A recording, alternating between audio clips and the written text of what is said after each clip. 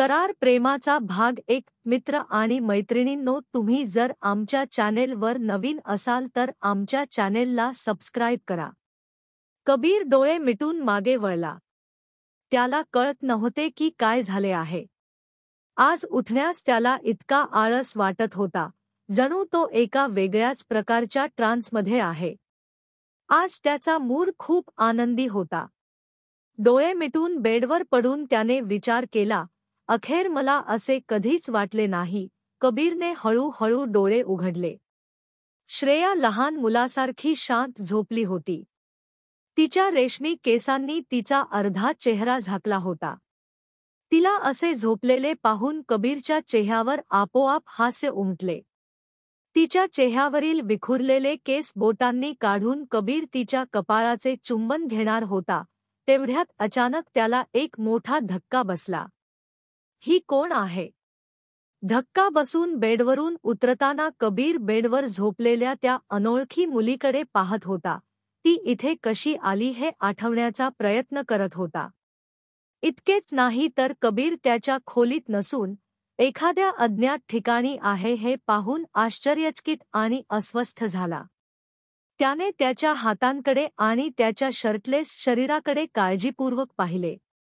जणू तो स्वतःच्या शरीरात झोपला आहे असे वाटत होते. पण तो काहीतरी शोधण्याचा प्रयत्न करत होता. कबीरच्या डोक्यावर खूप जड वाटत होते आणि त्याची नजर भिंतीवर टांगलेल्या फॅन्सी वॉल घड्याळावर पडताच त्याला आठवले की आज त्याची एक खूप महत्त्वाची बिझनेस मीटिंग आहे. मीटिंग सकाळी 9 वाजता होती आणि आता घड्याळात 10:30 दाखवत होते. कबीरच्या चेहऱ्याचा रंग हळूहळू बदलू लागला. दरम्यान या सर्व गोष्टींबद्दल नकळत श्रेया अजूनही मखमली ब्लंकेट ओढून आरामात झोपली होती. तिच्या चेहऱ्याकडे पाहून स्पष्ट झाले की ती एक सुंदर स्वप्न पाहत आहे. मग अचानक श्वास रोखण्याचा प्रयत्न करत श्रेया खाली बसली. क्षणभर तिला समजले नाही की काय झाले आहे. श्रेया शुद्धीवर आली तेव्हा हा माणूस हातात रिकामी बादली घेऊन रागाने तिचा पाठलाग करत होता. श्रेया पूर्णपणे ओली झाली होती आणि श्रेयाला समजले की या माणसाने तिच्यावर पाणी फेकले आहे. पण कबीर म्हणाला, कपडे घाला, तुला याचे चांगले स्पष्टीकरण द्यावे लागेल. आणि रागाच्या भरात तो बाथरूममध्ये गेला.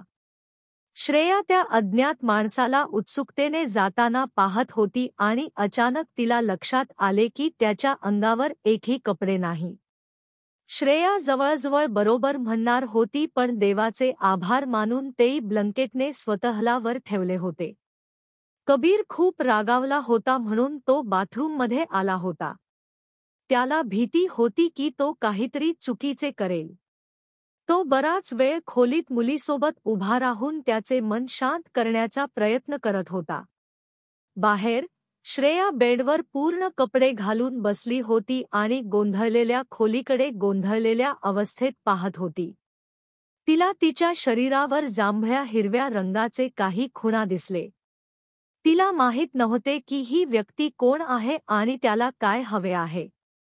ती कोणत्याही मोठ्या संकटात पडण्यापूर्वी, बाथरूममधून बाहेर येण्यापूर्वी येथून निघून जाणे चांगले. श्रेया दार उघडणारच होती की कबीरने मागून तिचा हात धरला आणि तिला स्वतःकडे ओढले. वेदना जाणवत असताना श्रेया रागाने म्हणाली, माझा हात सोडा आणि मला जाऊ द्या. कबीरने स्पर्श करण्यासाठी आपला हात वापरले. तो त्याचा राग आवरू शकला नाही. श्रेयाने क्षणभर कबीरच्या गैरवर्तनानंतरही ती काही क्षणांसाठी विचलित झाली. दोष कबीरच्या नजरेत होता. जरी त्याचे थोडेसे विस्कटलेले केस आणि पूर्ण दाढी कोणत्याही मुलीला इजा करण्यासाठी पुरेसे होते, तरी त्याचे डोळे इतके खोल होते की एकदा कोणी त्यात बुडाले की ते पळून जाऊ शकत नव्हते. तुला कोणी पाठवले? कबीरने दात घासत विचारले. आणि मग श्रेया शुद्धीवर आली. डोळे निर्दोष असू शकतात, पण ती व्यक्ती स्वर्गापेक्षा कमी नाही. इतका अभिमान का? ही व्यक्ती शांतपणे का बोलू शकत नाही? श्रेयाने स्वतःशी विचार केला. मला सांग, माझ्या कोणत्या प्रतिस्पर्धी कंपनीने तुला पाठवले आहे? कबीरने रागाने विचारले. तू काय म्हणत आहेस?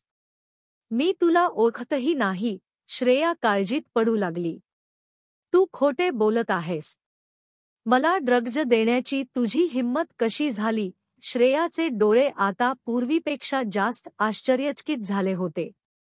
तू तुझ्या निष्पाप चेहऱ्याने कोणालाही मूर्ख बनवू शकतोस, पण कबीर कपूर नाही. म्हणून तू मला सत्य सांगणे चांगले, कारण सत्य न सांगता तू येथून बाहेर पडूही शकत नाहीस. कबीरने श्रेयाला घट्ट धरल्यामुळे तिला आता जास्त वेदना होत होत्या, पण खरं सांगायचं तर श्रेयाला ती या खोलीत कशी पोहोचली हे आठवतही नव्हतं. श्रेया एक संघर्षशील अभिनेत्री होती. 2 दिवसांपूर्वीच त्याने तिला एक मोठी संधी दिली होती. श्रेयाने या भूमिकेसाठी खूप मेहनत घेतली होती, पण ती ऑडिशनसाठी वेळेवर येऊ शकली नाही. ती ऑडिशन प्रसिद्ध अभिनेता निर्माता देवेश कपूरच्या आगामी चित्रपटासाठी होती. श्रेया काल रात्री देवेश कपूरला भेटायला गेली होती. देवेश कपूरने तिच्याकडे पाहताच तिची बोलणी कापली आणि दुसऱ्या दिवशी खूप गोड बोलून तिला ऑडिशनसाठी बोलावले. खरंतर दारूच्या नशेत असलेल्या देवेश कपूरने श्रेयाला त्याचे क्रेडिट कार्ड दिले होते. श्रेयाला ख्या आयुष्यात हे कळताच ती कार्ड परत करायला गेली. त्यावेळी देवेश कपूर कोणाशी तरी बोलत होता. मला माहीत नाही की लोक कुठून येतात आणि अभिनेता बनतात. मी स्वतःसाठी नाव कमवू शकत नाही. व्यक्तिमत्व, मला फक्त अभिनेता बनव. मित्रा, दिसायला नाही तर किमान तुझी बुद्धिमत्ता तरी सुधार. चांगले कपडे घाला. किमान लक्ष वेधून घेण्यास पात्र व्हा. हे ऐकून श्रेया जागीच थांबली. तिची अनिच्छा असूनही तिच्या डोळ्यात अश्रू आले. मोठ्या कष्टाने तिने आपले अश्रू रोखण्याचा प्रयत्न केला आणि जबरदस्तीने हसायला लावले. ती देवेशकडे गेली आणि म्हणाली, सर, तुम्ही चुकून तुमचे कार्ड सांगितले नाही. पण देवेशने तिला तिचे वाक्य पूर्ण करण्याची संधी दिली नाही आणि तिला फटकारले की तू संघर्ष करत आहेस, अजिबात धीर धरू नकोस. जेव्हा मी सांगितले की तुझे संस्करण उद्या सकाळी होईल तेव्हा ते होईल. या क्षणी संपूर्ण पब शांत झाला. सर्वजण श्रेयाकडे पाहत होते आणि श्रेया तिथेच लज्जेने डोके खाली करून उभी होती. पण देवेश कपूर गप्प बसायला तयार नव्हता. म्हणून रासोसोबत त्याचे कार्ड ठेवून श्रेया शांतपणे तिथून निघून गेली. श्रेया पबच्या मागच्या बाजूला रडत होती. तिच्या नशिबाला शिव्या देत होती. तेवढ्यात अचानक कोणीतरी तिला टिश्यू बॉक्स दिला. श्रेयाने त्या माणसाकडे पाहता टिश्यू बॉक्स घेतला. ती इतकी प्रभावित झाली की ती कोणाकडेही पाहण्याची हिम्मत करू शकली नाही. काय नाही भाऊ, तू दारू पिऊन आहेस. श्रेयाने त्या माणसाकडे पाहिले. श्रेयाला तो चेहरा आठवताच तिने कबीरच्या हातातून जबरदस्तीने तिचा हात सोडला आणि त्याचा कॉलर धरून त्याला विचारले की तू माझ्या ड्रिंकमध्ये काय मिसळलेस? ते तूच होतास ना? तूच मला ड्रिंक देऊ केला होतास. कबीरला आठवले, हो, हेच प्रकरण आहे. काल त्याचा भाऊ देवेश कपूरने या मुलीला रडवले होते. देवेशने ज्या पद्धतीने या मुलीचा अपमान केला होता त्याबद्दल कबीरला खूप वाईट वाटले होते. म्हणूनच त्याने तिला ड्रिंक देऊ केले होते. कबीरला आठवले की ते दोघेही मद्यपान करत होते, पण त्यानंतर काय झाले ते त्याला आठवत नव्हते. कदाचित राग आणि निराशेमुळे तो स्पष्टपणे विचार करू शकला नाही. मग कोणीतरी दार ठोठावले. कबीर आणि श्रेयाने एकमेकांकडे पाहिले आणि कबीर काही बोलण्यापूर्वीच श्रेया लगेच दार उघडण्यासाठी धावली आणि दार उघडताना ती म्हणाली, कृपया मला मदत करा. या माणसाने माझे अपहरण केले आहे. हा माणूस वेडा आहे. कृपया मला मदत करा. श्रेयाचे हे शब्द ऐकून कबीर आणखीनच रागावला, पण तो पुढे येताच त्याने पाहिले की दारात एक स्टायलिश महिला उभी आहे. आई, कबीरच्या तोंडातून आपोआप आई बाहेर पडले आणि श्रेया गोठून गेली. आता तिला काय करावे हे कळत नव्हते. कबीरची आई आत आली आणि कुजलेल्या, विखुरलेल्या बेडकडे आणि संपूर्ण खोलीकडे पाहत होती. खोलीची अवस्था पाहून काल रात्री या खोलीत काय घडले हे कोणालाही समजेल. लाजिरवाणे कबीर त्याच्या आईकडे पाहूही शकत नव्हता. त्याला माहीत होते की त्याच्या आईला त्याच्याबद्दल किती अभिमान आहे. हे सर्व पाहून तिचे हृदय तुटले. कबीर तिच्या डोळ्यांना पाहता म्हणाला, आई, मी सर्व काही समजावून सांगू शकतो. तू जे विचारतेस ते नाही. कृपया आता निघून जा. मी लवकरच घरी येईन आणि तुला सर्व काही समजावून सांगेन. कविता कपूरचा चेहरा भावहीन होता. कदाचित लाजिरवाण्या आणि रागाच्या भरात ती कशी प्रतिक्रिया द्यायची हे विसरली होती. हळू आवाजात तिने कबीरचा मॅनेजर रजत, जो बाहेर उभा होता, त्याला फोन केला आणि म्हणाली, कृपया या मुलीला तिच्या घरी सोडा. कृपया या सगळ्यात अडकू नका. मी सगळं समजावून सांगेन. कबीरला तिचे वाक्य पूर्ण करण्याची संधी देता कविता पुन्हा रजतला म्हणाली, मी काय म्हणालो ते तू ऐकले नाहीस का? ठीक आहे, त्याची काही गरज नाही, मी स्वतः जाते. श्रेया म्हणाली, नाही, आतापासून तू माझी जबाबदारी आहेस. मला थोडा वेळ दे. मी तुला वचन देते की मी तुला काहीही चुकीचे होऊ देणार नाही. श्रेया काहीतरी बोलणार होती पण श्रीमती कवितांनी तिला काहीही बोलण्याची संधी दिली नाही आणि रजत तिला तिथून घेऊन गेला. यार, तुला काहीच कळत नाहीये यार. तुला या गोष्टीची भीती वाटते. तुला काहीच माहिती नाही. कबीर रागाने म्हणाला, या मुलीशी लग्न कर. कबीर. श्रीमती कविता गंभीरपणे म्हणाली, मला माहीत होतं की त्याची आई असं म्हणेल. तुला चांगलं माहितीये की असं काहीही होणार नाही. पण मला भीती वाटते की तू एका अनोळखी मुलीला पाठिंबा देत आहेस. तुझ्या मुलाला नाही, जिचे नाव आणि ठावठिकाणा माहीत नाही. तिचे नाव श्रेया आहे. ती 21 वर्षांची आहे. ती सिंघानिया ग्रुप सीईओ श्री उदय सिंघानिया यांची अवैध मुलगी आहे. तिला 2 मोठ्या बहिणी आणि एक लहान भाऊ आहे.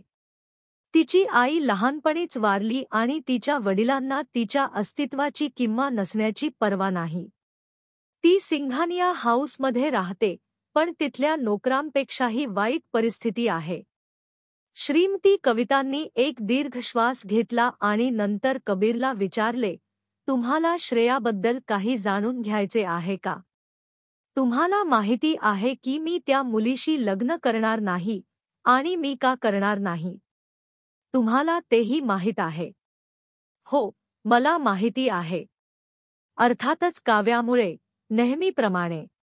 मी आज देखील तुम्हाला सांगत आहे.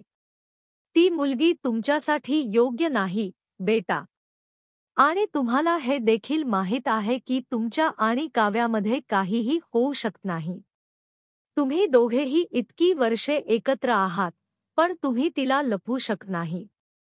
मी पुरे झाले, कबीर त्याला थांबवत म्हणाला. पण या क्षणी संदेश कविताच्या डोळ्यात एक वेगळीच चमक होती. ती रागाने म्हणाली, नाही, कबीर, ते पुरेसे नाही. तुम्हाला काहीही दिसत नाही का? ही मुलगी तुमच्या आजारावरचा इलाज आहे. मी तिला कसे दत्तक घेऊ शकतो? मुलीने माझ्या पेयामध्ये काही औषधे मिसळली आणि ती काही सामान्य औषध नव्हती. ती खूप मजबूत होती. माझे डोके अजूनही जड वाटते, कबीर म्हणाला. कविताने त्याच्याकडे पाहिले आणि म्हणाली, तुला काय वाटते बेटा? मी तुझ्यावर कोणतेही औषध वापरून पाहिले नाही, पण कोणत्याही औषधांचा तुझ्यावर कधीही परिणाम झाला नाही. प्रत्येक वेळी मी निराश होते, पण तू मला औषधे देत होतीस आणि ती मला औषधे देत होतीस. यात खूप फरक आहे, आई. तुला वाटते की मी लवकरात लवकर या आजारापासून मुक्त व्हावे, पण त्या धूर्त मुलीमुळे मी माझा करोडोंचा सौदा गमावला. तिने तुला औषधे दिली नाहीत कबीर, कविता आत्मविश्वासाने म्हणाली. पण आई, तू हे इतक्या विश्वासाने कसे करू म्हणू शकतेस? कबीर म्हणाला, कारण मी ती औषधे तुम्हा दोघांना दिली होती आणि हे सांगत असताना कविताच्या चेहऱ्यावर कोणताही पश्चात्ताप नव्हता.